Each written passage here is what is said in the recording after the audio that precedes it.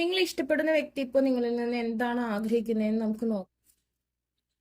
നിങ്ങളുടെ റിലേഷൻഷിപ്പിൽ ഒരുപാട് തേർഡ് പാർട്ടി സിറ്റുവേഷൻസ് ഉണ്ടാവാം. അത് ഫ്രണ്ട്സ് ആയിരിക്കാം, കൊളീഗ്സ് ആയിരിക്കാം, റിലീജിയൻ ആയിരിക്കാം, അതല്ലെങ്കിൽ പാരന്റ്സ് ആയിരിക്കാം, ഫാമിലി ആയിരിക്കാം, മണി മാറ്റേഴ്സ് ആയിരിക്കാം. എന്ത് തന്നെ ആയാലും അതിനെയൊക്കെ മറികടന്ന് പേടിയൊന്നുമില്ലാതെ ഈ റിലേഷൻഷിപ്പ് മുന്നോട്ട് കൊണ്ടുപോകാൻ പറ്റിയിരുന്നെങ്കിൽ എന്ന് ആ പേഴ്സൺ ആഗ്രഹിക്കുന്നു.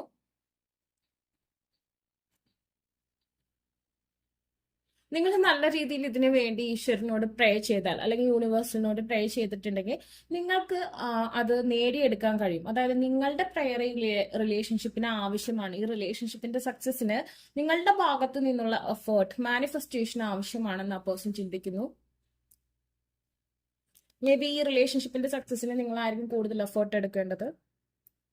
ഫോർ എവർ യങ്, നിങ്ങൾ ഏത് ഏജിലുള്ള വ്യക്തികളാണെന്നുണ്ടെങ്കിലും എപ്പോഴും യങ് ആയിട്ടിരിക്കണം. എപ്പോഴും നിങ്ങളുടെ ഹാപ്പിനെസ് ഒരുപോലെ ഇരിക്കണമെന്ന് ആ പേഴ്സൺ ആഗ്രഹിക്കുന്നു.